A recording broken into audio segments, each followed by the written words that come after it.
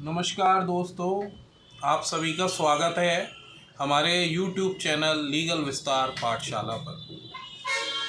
दोस्तों, आप सभी को पता है कि हमारी वित्त मंत्री निर्मला सीतारमण जी ने फरवरी 2023 में बजट पारित करा है, जो कि इम्पैक्ट डालेगा 1 अप्रैल 2023 या उसके आगे आने वाले साल पे, मतलब 23-24 के लिए बजट है। अब काफ़ी व्यूवर्स ने, सब्सक्राइबर्स ने डिमांड करी थी, जो सीनियर सिटीज़न हैं, कि साहब सीनियर सिटीज़न के लिए क्या बेनिफिट दिए हैं वित्त मंत्री जी ने, ये हमको थोड़ा समझाइए।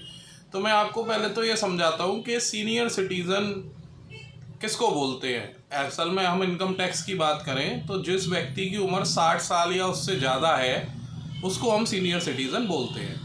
गवर्नमेंट क्या है कि सीनियर सिटीजन्स को कुछ छूट या कुछ रिबेट देती है। अब वैसे तो जो छूटें दी हैं डायरेक्टली बजट के अंदर, वो तो मैं आपको बता ही रहा हूँ। कुछ हिडन छूटें भी हैं जिनका सीनियर सिटीज़न बेनिफिट ले सकते हैं। तो मेरे इस वीडियो को लास्ट तक देखिए। अगर मेरा वीडियो अच्छा लगे तो इसको लाइक करिए, हमारे चैनल को सब्सक्राइब करिए, और अगर आपको कोई भी क्वेरीज़ होती हैं तो कमेंट बॉक्स में अपने कमेंट लिखिए, या आपको वीडियो कैसी लगी ये भी बताइए।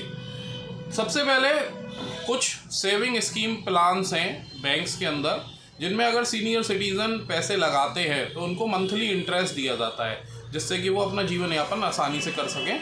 आज की डेट में ऐसी स्कीम्स के अंदर जो रेट ऑफ इंटरेस्ट है वो अप्रॉक्स करीब 8% पर एनम का है। पहले ये लिमिट थी कि अगर कोई भी सीनियर सिटीजन 15 लाख रुपए तक साल में इस स्कीम के अंदर इन्वेस्ट कर सकता था। अब ये स्कीम की लिमिट को बढ़ा के 30 लाख कर दिया है इस बजट से। मतलब अगर कोई व्यक्ति 30 लाख रुपए को इन्वेस्ट करता है तो उसको 8% की ब्याज मिलेगी साल में। मतलब मोटा मोटा उसको 2,40,000 रुपये की इनकम होगी, और उस 2,40,000 की इनकम में मतलब मंथली हम देखें तो 20,000 रुपये की उसकी इनकम होगी, जो पूरी तरह से टैक्स फ्री रहेगी। इसी तरीके से अगर आप पोस्ट ऑफिस में मंथली इनकम स्कीम के अंदर जाते हैं, तो अगर आप इंडिविजुअल कैटेगरी में अकाउंट ओपन करते हैं तो पहले लिमिट 4.5 लाख थी, जो अब बढ़ाकर 9 लाख कर दी है इस बजट में। और अगर आप जॉइंट में कोई इन्वेस्टमेंट करते हैं वहाँ पे, तो वहाँ लिमिट पहले 9 लाख रुपए थी, जो अब बढ़ा के 15 लाख कर दी है। वहाँ भी रेट ऑफ इंटरेस्ट 8% अप्रॉक्स है। तो अब देखा जाए तो एक सीनियर सिटीज़न इन सुविधाओं का बेनिफिट लेके अपने जीवन को आसान कर सकते हैं, या ये कहिए कि अपने जीवन में जो गाड़ी कमाई उन्होंने कमाई और जिसको वो आज इन्वेस्ट कर रहे हैं, उससे जो इनकम हो रही है उस पर उनको टैक्स से छूट सरकार ने दी है। अब दूसरा, जैसा कि मैंने आपसे कहा था कि कुछ हिडन छूटें भी सरकार ने इस बजट में दी हैं। जैसे जो नया टैक्स स्लैब गवर्नमेंट लाई है, उसमें आपको पता ही है कि 3 लाख रुपए तक जो टैक्स है वो निल है। मतलब अगर हम कंपैरिजन करें ओल्ड स्लैब से, तो वहाँ सीनियर सिटीज़न के लिए 3 लाख था, और सुपर सीनियर सिटीज़न मतलब जिनकी उम्र 80 साल या उससे ऊपर है उनके लिए 5 लाख तक कोई टैक्स नहीं था। बट जो गवर्नमेंट ने एक नई बात इस बजट में बोला कि आपकी जो टैक्स छूट है वो 7 लाख तक की अगर आपकी इनकम होती है तो उस पर कोई भी टैक्स नहीं बनेगा। तो ये एक समझने वाली बात है सीनियर सिटीजन्स के पॉइंट ऑफ व्यू से, कि अगर कोई सीनियर सिटीज़न जिसकी प्योरली इनकम सैलरी या पेंशन से आती है, ठीक है, तो अब आप समझें कि अगर उसको सैलरी या पेंशन से इनकम आती है तो 7 लाख तक उसको कोई टैक्स नहीं देना अगर वो नए टैक्स रेजिम में जाता है।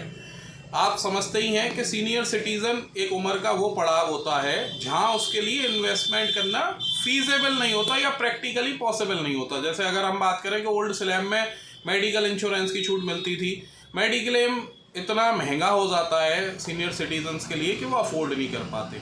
दूसरा, अगर एटीसी में हम बात करें तो सुकन्या योजना है, एलआईसी है, एफडीआर्स हैं, अगर उनमें भी जो इन्वेस्टमेंट करना एक सीनियर सिटीज़न के लिए फीजेबल नहीं रहता है।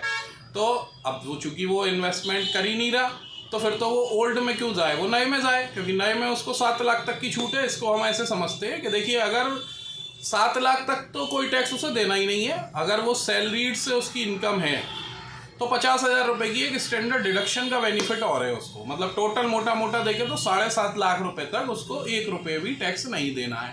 यही अगर वो ओल्ड रिजीम में चला जाता तो ओल्ड रिजीम में उसको 3 लाख तक कोई टैक्स नहीं देना, बट उसके ऊपर 3 लाख से 5 लाख तक की योजना पे 5% टैक्स था, 5 लाख से ऊपर फिर हमारा 20% टैक्स है। तो अगर हम समझते तो 5 लाख तक जो भी टैक्स बनता वो सरकार 87A की रिबेट देकर उसको छूट दे देती। बट उससे ऊपर जो भी, जैसे 7.5 लाख की इनकम है या 7 लाख की इनकम है, तो जो भी पैसा बचता उस पर कुछ ना कुछ टैक्स तो उनको देना पड़ता। तो ये मेरे व्यूज़ हैं कि अगर कोई भी सीनियर सिटीज़न जो कि इन्वेस्टमेंट ना तो कर पाया है ना करना चाहता है, तो वो नए स्लैब रेट में चला जाए, जहां अगर उसको 7.5 लाख रुपए तक कुछ भी टैक्स नहीं देना पड़ेगा। ये एक हिडन बेनिफिट है सीनियर सिटीजन्स के लिए जो मैंने आपको बताया है, और आप चाहें तो इसका बेनिफिट आप ले सकते हैं। और अगर आपकी कोई भी क्वेरी हो टैक्स से रिलेटेड तो आप हमको हमारे कमेंट बॉक्स में लिखकर बता सकते हैं। उम्मीद करता हूं कि इससे जो सीनियर सिटीजन्स को जो जो छूटें सरकार ने इस बजट में दी हैं वो आप समझ पाए होंगे। धन्यवाद।